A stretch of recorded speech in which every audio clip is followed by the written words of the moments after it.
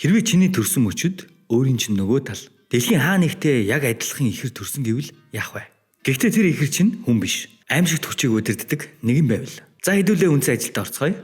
Нэгэн тосгонд нэг эмэгтэй юу юуг л төрөх гээд нэлээд хэцүү байгаа байдалтай харагдана. Ихэр хүүхдүүд юмсан ч. Их барьж авах гэж байгаа болтой эмгэн удахгүй үүр цайхан төрүүлж болохгүй шүү гэж наасгүй. What the fuck? Хажууд нь байсан эмэгтэй яаж тэгж хэлж болдог юм? Гэсэн чинь хийх л болондоо болчимгүй үйлдэл байсан ч хийн. Энэ хүүхдүүд хосуудыг захирах болно гэж нэлээд чухал зарай гаргаж хэлдэг. Үүр цайж хүүхдүүдийн цангинсан уйлаан сонсогдлоо. Ямар ч лсэн амжилттай их барьж авсан болтой шүү. Аав нь болтой нэг ир баярлахын оронд нэлээд сэтгэл дундуур байгаа болтой. Өдөр шөнөийг хуваасан ихэр төрлөө гэж байж ядсан сон. Ихэр төрсөн гэдэг нь одоо сайн мэдээ биш бах та. Цаг хугацаа шууд 16 жилийн дараах л үсэрч шар толгойтой хүү ан хийж явна. Тэр бол ихрийн нэг нь бөгөөд ах нь түүнийг юрүү гэдэг. Ангаа авалцгаад дээшээ харсан чинь онгоц нисэж байна. Тэгснээ онгоцны утааг харснаа үзэгсэлэнтэй луугийн онгоц байна гэж авдیں۔ Тэгэхээр тэр орчин үед байгаач гадаад ертөнцийн талаар огт төсөөлөлгүй гэдэг нь тодорхой боллоо. Тосгондоо ирсэн чинь найз нь болтой нэг хүү яагаад ганцаараа явсан юм гээд санаа зовж байснаа барьсан анг нь хараад сэтгэл нь өөрчлөгдөөд шар жидий чан жидий гээд хэрэггүй мэрсээр тосгон руу орлоо. Юуруу замаараа олзоо хувааж ажил хийж байсан хүнд туслан хэмээн ярилцахаас нь харахад тосгондоо бол их л нэр хүнд сайтай гэдэг нь шууд харагдана. Юуруу нөгөө найзтайгаа их барьж авсан эмгэн дээр ирэх бөгөөд нөгөө найзынх нь ээж мод хагалж байгаад ажил тусал гэсэн чинь зүгтаачдаг нас өө. Их барьж авсан эмгэнийг Ямаха гэдэг юм байна шүү. Хүү эмгэнээс аасаа сайн уу гэж асуусан чинь тийм ээ өнөөдөр ч гэсэн үргээ сайн гүйцэтгэж байгаа гэж хариулдаг. Юуруу дотгошоо ортол аасаг дээр үеийн шорон шиг торон дотор хийчихсэн. Гэхдээ охин өөрөө бол тийм муу харагдахгүй байлаа. Сайн байхаа би сайн байгаа гэж нүүр дөрөнгө нэмсгэлтэй өгтлээ. Дүүдэ хийсэн ангийнхаа талаар энэ жил бороо муу ургац баг ургасан учраас илүү том амьтан агнах хэрэгтэй байна. Энэ өвөл хэцүү байдалтай давж магадгүй гэж ярилцсан суухад дүүн тосхны хүмүүс гадаад ертөнц рүү гарч мөнгө олох болов уу? Та ч гэсэн хамт гарах уу? Аав ээж шиг намайг орхиод явчихгүй үстэй гэхэд намайг яагаад ан хийж байна гэж бодов. Мах бол чухал орц. Бас чи энд байгаа учраас би үргэлж дэргэд чинь байж чамайг хамгаалах болно. Хизээж орхиж явахгүй гэж өөртөө итгэл дүүрэн хэллээ. Тэгэхээр эхрүүдийн аав ээж нь тэднийг энэ тосгонд орхиод гадаад ертөнц рүү яваад өгчээ. Охин баяртайгаар заа ахаа гэдэг. Гаднаас нэг хүн юуруу дээрээ ирчихлээ гэж дуудлаа. Энэ ах хүүг дээра гэдэг. Тэр энэ тосгоны иргэдэд хэрэгтэй зүйлсийг нь авчирч тэднээс гадаад ертөнцид хэрэгтэй гэсэн зүйлийг нь худалдан авч. Манай Тэдигийн гадаа байдаг ах нар шиг л аван зарна гэх ажил хийдэг. Дээра түүний дүүд бэлэг авчирсан байдаг. Түүнийг юурууд өгөөд тосгоноос гарлаа. Дэнжингис найзтайгаа үр тариа хатааж байхдаа Аасагийн талаар ярилцаж байсан чинь гинт онгоц дуурч эхэлнэ. Дахиад л тэнд үзэгсэнтэй луугийн онгоц байна гэж ярьж байсан чинь улам ойртод байгаа юм шиг чимээн улам чангарах үед сэрэмжилж эхэлнэ. Ууланд хаяа сонсогддог байсан ч ийм чанга сонсож байгаагүй. Энэ үед хэнийх нь үл мэдэгдэх гарнаас шид гарч тосгоны дээрх гадаад ертөнцөөс нуугддаг гэж хэлж болохоор хаалтыг эвдлээ. Тосгоноос гарч байсан дээраа шууд үнийг мэдэрч тэнд ямар нэг юм болж байгааг анзаарлаа. Юруу Дэнжин хоёр луу гэж нэрлээд байсан зүйлээ оройос харахад яг л бидний мэддэг нисдэг онгоц мөнөөс мөн байлаа. Мөн хоёр бортлоод тосгоны дээгүүр нисэж газраар явган зэргүүд тосгонд нэвтэрч иргэдийг алж эхэлнэ. Ямаха эмгэн тосгоны хориг эвдэрсэн байна. Хин яаж гэдгийг нь мэдэхгүй ч юурууг онцсон байх ёстой. Яадаг ч гэсэн түүнийг олоод энд авчиргэж агалдагч нартаа тушаадаг. Юуруу сандарч дүүдээ санаа зовн байгаа газар руу яарвчлан хурдлаа. Дэнжин тэр хоёр гүйж байхад тосгоны иргэдийн алгацсан цогцос хаа сайгүүл зөрж өнгөрч. Тэр Ямаха эмгэнийд очих нууц замаар дүүгийнхаа байгаа газарт шууд хүрэхээр боллоо. Энэ хооронд хоёр нисдэг тэрний нэгнээс нь улаан юудэнтэй цамцтай охин тосгоны иргэдийн дунд бууж ирснэ. Өдрийн мэнд гэснэ гап гэж авсан. Тэгсэн нэг иргэний биеийнхэн цээж хөл хоёрыг хоёр салгаад хайчлаа. Иргэд сандралтаж гүйлдэж эхлэхэд ямар ч өршөөлгүй аллалгаа хийж охиноо дагуулад зогтож байсан эмэгтэй толгойг нь таслаад харин хүүхэд рүү харснаа хүүхдийг хазахгүй гэснэ хоёр гаргүй болсон эрийг цээжин биеэр нь тас татлаа. Охин айсандаа ухаан алдаад унаад өгөхөд утсан дуурч гадна болон дунд ханыг эзэлж эхлэв. Гадаргын салаа орж болно гэсэн мэдээ өгсөн чинь харин гадаргын салааг нөгөө дээрээ гихч худалдаа чир зохицуулчихсан. Утсаар инхүү ярина. Сайн уу ханаачаан? Тосгон баларч байна да. Утаа харагдаж байна уу? Хамгаалт эвдэрчихлээ. Уулзах цэгээ өөрчлөе. Энэ магадгүй Ааса байх гэж нас. Юу хоёр Ааса вэ guys? Нөгөө дээрэгийн хэлсэн Ааса гихч Ямаха эмгэний хувцснаас нь шалан дээр чирчихсэн. Аасагийн торонд тулж ирээд өө тийм байх нэ. Адгийн юм гэснэ. Гараа чиглүүлээд ямар нэгэн хүч ашиглаад хорсон тортоо нь Аасаг бут. Маш их цус алдаж нүрээрээ газарт лүг хийдэл унаад өглөө. Юуруу гадны итгээд Ямаха эмгэнийг чирчихсэн. Аасаг хэрцгийгээр алчсан байгааг нь хараад Ааса гэж орилоход нөгөө итгээд би байна ахаа. Ааса байна. Таныг аврахаар ирлээ. Бас танаас бусдыг нь бүгдийг нь ална гэд хартсан ширүүсэд ирсэн. Юру бүр баламгдаад нүдэнд нь айдас тодорч чам шиг нэгэн миний дүү байж яг харагдаач гэд нум сумаа агсаж харавхад нэг нүдгүй аасаа гараасаа нөгөө шидэ гаргаад барилгын нэг ханыг нь нураана. Дээрээ газрын салааг устгаж онгоцноос болгоомжлсоор тосгон руу урагшлана. Нөгөө улаан юудэндтэй таарч вау үнэхээр үзэсгэлэнтэй шүдтэй юм а гэтэл улаан юудэнд за түүнийг габу гэдэг шүү за. Ах үг та хардаг байх нэ гэхэд хар өнгөтэй бойлон дээрээ нүднүүдтэй шүдтэй ирүү тосгоны иргэдийг тас хаацаад байсан болж таарлаа. Дээрээ мэдчилгээ болгон хэд буудаад араас нь гар гарнаас шидчихээд яваад өгнө. Дүр шилжиж юуруу тэр хэд рүү очиход хар хувцастай аасаа уушлаарай уулын сумыг чинь хуглах гэж байсан юмсан. Одоохондоо энэ хүчинд дасаагүй байгаа л да. Дээрээгийн аасаад өгсөн бөмбөг ингрээс нь унаж Ямаха эмгэгний хөлийг зохиход эмгэн сэрж цааш өнгөрөхөд аасагийн өмнө очин түүний цуснд эрчин сулгч зогслоо. Гэнэт аасагийн цус нь хүн шиг хэлбэртэй дүрстэй болсноо. Хар хувцастай аасааг бариад авахд Ямаха эмгэн дээрээ юурууг аваад хурдан зогт гадаад ертөнцид нуугд. Яасан ч олдож болохгүй шүү хэмээн тушаал өгөхөд дээрээ түүнийг цамц шигээ бэлхүүсэн дээрээ тохоод аваад явчихдаг. Дээрээ түүнийг аваад тосгоны баруун зүүнний хамгаалагчийн хөшөөн доодох нууц нүхэн гацаар гарч ирэхэд юуруу юуны ч учрыг ойлгохгүй балмагдаж бодилсан байдалтай харагдана. Аасаа хүчглээ. Эмээ яасан болоо? Тэр эмэгтэй одоо яг хин болоо? Бүгдийг нь ална гэсэн. Тэд ямар ч буруу зүйл хийгээгүй байхад яагаад тэгж байгаа юм бэ гэдэл аргагүй дээ. Түүний хөөд нэг өдөрт маш олон үйл явдал давхцлаа. Гэхдээ энэ бол түүний ойлгохгүй зүйлсийн дөнгөж эхлэл нь байсан юм. Дээрээ хүзүүнээс ногоон өнгөтэй хаш зүйлт гаргаж ирснэ. Чи хоёр зүгийн хамгаалагчийг ашигла гэхэд бүр тархин гацаж дараа тайлбарлана ямар ч үсэн хоёр зүгийн хамгаалагчийн хөшөөний голд нүх байгаа. Зүйлтийг тэнд хий гэж хэлдэг. Юуруу ойлгохгүй юу яриад байгаа юм гэд хэсэг босон ч ямар ч байсан нүхэнд нь хийхээр болж нүхэнд нь хог орчгож дээрээ хурдан ухах гэдэл бас марзганаад байгаамаа ухах гэж. Хийчихлээ дээрээ сан гэсэн чинь дагснаас нь шууд газар руу нүрээр нь дарж зөхиод хамрынхан цусыг хаш зүйлтэн дээр тусаагаад баруун зүүнний хамгаалагчийн хөшөөнөөс гэрэл цацарч тэнгит нисэж байсан хоёр онгоц дээр хоёр шар зүйл гарчгсан сүйдэлж орхиж байлаа. Холоос онгоц унахыг харсан Габу харих унаагүй болчихлоо штэ сэтгэлээр унаж нэг хүчтэй хос гараад ирлээ хинийхэн бол гэж гайхдаг. Дээрээ талбар дээр юурууг хамгаалж босоход нэг танхаа хоолой хөөй энэ удаагийн эзэн хүүхэд юм шүү. Дээрлэхэд амар боллоо.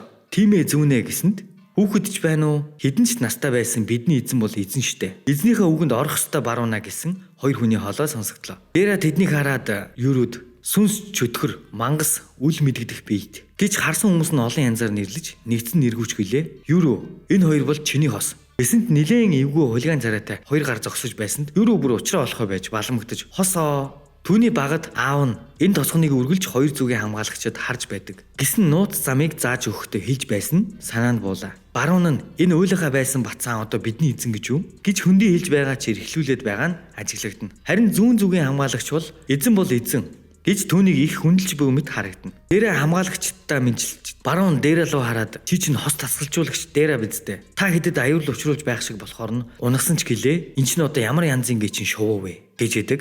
Тэгэхээр юуруу дээр нэмээд энэ хоёр ч бас техникийн боолууд болж таарлаа. Бэлтгэлтэй байсан чинь дээр шүү гурваа. Гадаад ертөнцид их зүйл хүлээж байгаа. Дээр энэ бол одоо үеийн гадаад ертөнцийн унаа байгаа юм. Олон юм ярих цаг байхгүй байна. Хурдхан уулнаас буухад туслаач гэсэн чинь баруун дээр чи бидний эзэн биш. Бид юуруугийн л тушаалыг дагна. Гэсэн чинь юуруугийн царайг хараач дээ. Үнэхээр мэдэж байгаа юм түүнд үнэхээр алга. Ярилцаж байх оронд Габу хүрээд ирлээ. За тэгэхээр чи Аасагийн ах нь байх нэ? Мань хүн дүүгээ алдснаа мартчихсан байсан уу? Гэлтэй гэнэт сансаа итэ ууралтал баруун чи бидний эзэн бидэнд тушаал болгол юу ч ихэд бэлэн шүү гэхэд би та хоёрт тушаал өгөхгүй. Харин хоёр хүсэлт байна. Эхнийх нь тосгонд одоо ч амьд үлдсэн хүн байгаа. Аварч өгөхийг хүсэж байна. Харин хоёрдугаарт нь энэ давжаа бол миний олз. Түүнд битгий хүр үлдснийг нь өөрсдийнхөө дураар хийгээд сумаа зууж нумаа агсахад баруун инээж бид ч азтай байна шүү зүүнэ. Энэ удаагийн эзэн их хүлцэнгүй юм байна. Гэд эхний хүсэлтийг биелүүлэхээр явна. Хараасаа Ямаха эмэгний урдаас харж байгаад бид та нарыг яасан ч өршөөхгүй. Хийсэн зүйлийг чинь шанг заавал хүртэнэ гэж занчхаад яваад өглөө. Тэгэхээр одоо юуруугийн өссөн тосгоны хүмүүс муу хүн болж таарч байна уу? Энэ хар Аасаа гэх чинь үнэхээр түүний жинхэнэ дүүн юм биш үү? Тэгвэл тэр торон доторх охин хинбэ? Баруун явахдаа юудэнтэд болгоомжтой байгаараа тэр надаас хамаагүй илүү ширүүн шүү гэж анхааруулхад зүүн хар ирүүг нь хан руу дэлб бөшгөллөө. Нэрийг ширүүн гар шиг байна шүү. Габу гинтийн босон зүйл сандарч эхлэхэд юуруу Габугийн зүүн хөлийнх нь шилбийг нь нэвт харвлаа. Юуруу дахиад сумаа бэлдэж харвахад зэхэхэд Ирүү маш хурдан нисэж ирж Габуг зуугаад нислээ. Баруун Габугийн самарсан газар тэрж нөгөө ээжийнхэн толгойг тасрахыг хараад ухаан алдсан охин дээр очиж хацрыг жимхэхэд сэрсэн охин бол түүнийг хардаггүй. Баруун харин өөрийгөө ил гаргаад ирсэн чинь охин түүнийг хараад дахиад ухаан алдаа унцдаг. баруун амьд үлдсэн иргэдийг нэг газар цуглуулад явж байтал хар Асадад таарч намайг харж байгаа хүн байна гэд ярилцахаар төгсөн чинь Асад хүн лүү дайрахад баруун ганцхан орлоод дайралтыг нь цуцалчихдаг. Яагаад гинэт дайрж байгаа юм бол одоо үеийн хүүхдүүд чи их хачин болжээ. Инээ тэрийг гиснэ өгөөд наач. Тэр хооронд нь зүгтад яваад өгдөг. Явхад нь харин түүний өнрийг аваад жигтэйгээр энэ охин чинь арай гэд юуруу тэр хэд рүү дүр шилжиж габууч нилээн баларч байгаа харагдана. Нэг байшингийн үүдэнд эрүүгээрээ хаалгыг нь таглажчихсан. Айжчихсан байдалтай харин зүүн эрүүнийхэн завсар гараа хийчихсэн. Ангаалах гээд зогсож байдаг.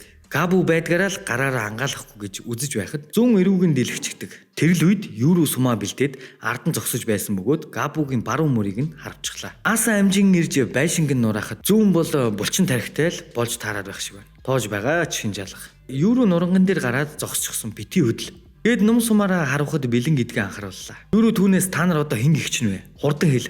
Хар хувцастай Ааса, таны дүү Ааса байна ахаа гэсэнд битгий димэр. Миний дүү Ааса ийм том биш. Бас ийм муухай харцтай биш гэсэнд гадаах ертөнцийн хоол шимт хижээлтэй болохоор бас элдв зүйл болоод замаа алдсан юм гэж хариулдаг. Баруун тэнгэрээс хөөе та хэд гэр бүлийн тулаанаа зогсоо гэж ашгарсаар бууж ирлээ. Энэ охиноос чамтай адилхан цусны үнэр гарсан. Дүү чинь үстэй гэж хэлэхэд юу гэж гайхдаг. Тэгвэл тэр ордонд байгаа Ааса юу юм гэсэн чинь хар хувцастай Ааса. Тэр бол хуурамч. Аав болон ээж намайг аваад 10 жилийн өмнө энэ тосгоноос зугтсныг таныг мэдээд мөн адил зугтах байх гэж бодоод тосгоныхон хуурамч Аасааг бүтээсэн юм гэхэд нэрэл нөгөө талд нь үгсэн гих Ааса амилж босоод ирдэг. Тэр бол таныг энд хүлэх гэсэн арга гэж хэлэхэд юуруу бүр шокийн байдалд ордог. Хинч байсан ампрагээд гацалтанд орно л доо.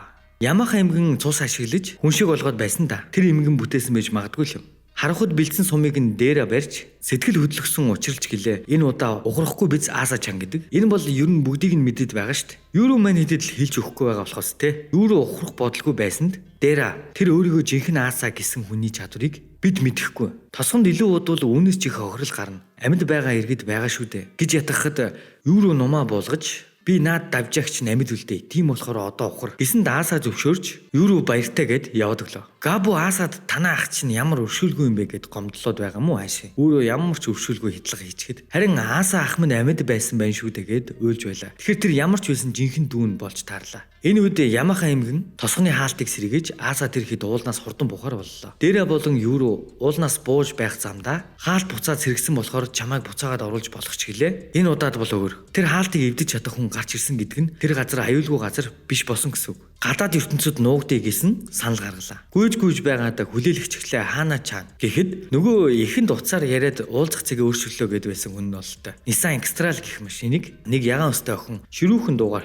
юу вэ? Та чинь хүн авчирна гэсэн болохоос биш хос авчирна гэж хэлээгүй үстэй. Тэгсэн баруун аль хэдийн машин дээр нь гараад суучихсан. Амаржийн шалгах үслэг хийж байх юм. Зүүн илж таалж үзээд энэ төмрөөр хийсэн юм байна гэдээ их л гадаад ертөнцийн зүйлсийг шохоорхож сонирхоод байгаа нь илт. Дээрээ явах замдаа усан юмсыг тайлбарлая. Суучих гэсэнд юуруу энэ юу вэ? Ийм сэжигтэй зүйлд суухгүй гэж аавна. Дээрээ энийг машин гэдэг юм. Гадаад ертөнцийн унаа. Энэ их чинь залуурчин байхгүй юу гэдэл ээрч муурж байх хооронд нь хаана машиндаа сууж асаагаад үүний дотор нь морь байдаг юм. Их хурдан гэсэнд тэр гурав шууд ойлгочихдог. Хөдөөний хүмүүсээ гэж. Нөгөө талд Ааса Габу хоёрыг жин гих нөхөр авахар иржээ. Тэр юурууг асуух бөгөөд Габу тэр уулнаас буусан шүү дээ. Уул нь бүх замыг нь бүсэлчихсэн байсан юмсан. Тэгэхээр нууц замаар л явжтэй гэж жин хэлдэг. Энэ нөхөр бол дайралтыг удирдсан гар юм. Дээрээ машинд дайралтын талаар явган цэргүүдийг устгасан. Талаараа хаанаатай ярьж байх бөгөөд энэ дайралтыг Кагемори гэр бүл хийсэн байж магадгүй гэсэнд хаана гайхчихсан янз гаргадаг. Тэд миний царайг харчихсан. Үсэд суулж сахлаа хусаж нуугдъя даа гэл хээр нэг ярьцуудаг. Машин дээр явсан баруун зүүн хоёр хос мэдэрлээ гэж дээрээ анхааруулдаг. Хаана дээрээ хоёр ийм хурдан баригдчихж байгаа юм уу? Дагаж байсан юм бах та гэж сандрахад зүүн санаа зовлтгүй. Тэр бидэнд хор хүргэх хос биш. Миний хуучны анд байна гэд хойшоо харахад цав цагаан морьтой дээр нь хажуулдаад гүнж шиг суучихсан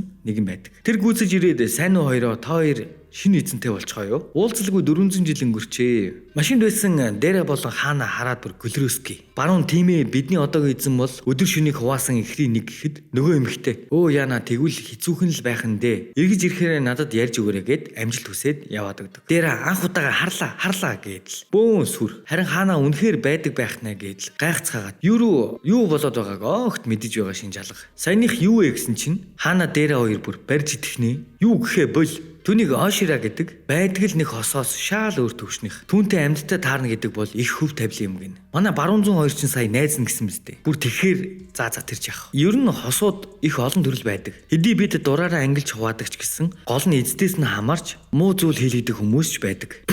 Биднэрүү дайсан шүд бол тулааны төрлийн дээд доод ирүүний хос байсан. Өөртөө таалагдаагүй эзнийгээ идчихдэг гэж сонссон юм байна шүү гэж авсан. Тэгэхээр хос болгон бас тийм дуулууртай биш гэсэн үг үү? Нөгөө талд Габо хэрвээ Ааса байгаагүй бол би тэнд жинхнээсээ юурууд баригдах байсан баг. Жин тийм хүчтэй хостой байсан юм уу гэхэд яа харахгүй хүчтэй хостой байсан хэдий ч Аасагийн ах намайг харавсан. Шууд хөдөлгөөнийг минь хорихоор харваж дараа нь зөв гарыг минь харавсан. Жин вау гайхалтай юм гэж уулга алтахад Ааса ах минь төрөлхийн анчин юм чин гээд баярлаад байдаг. За энэ аним маань одоо гарч байгаа аним ба эхний 2 ангийг нь хүргэлээ. Дараагийн ангиудыг чадвал шууд нийлүүлээд нэг болгоод оруулна.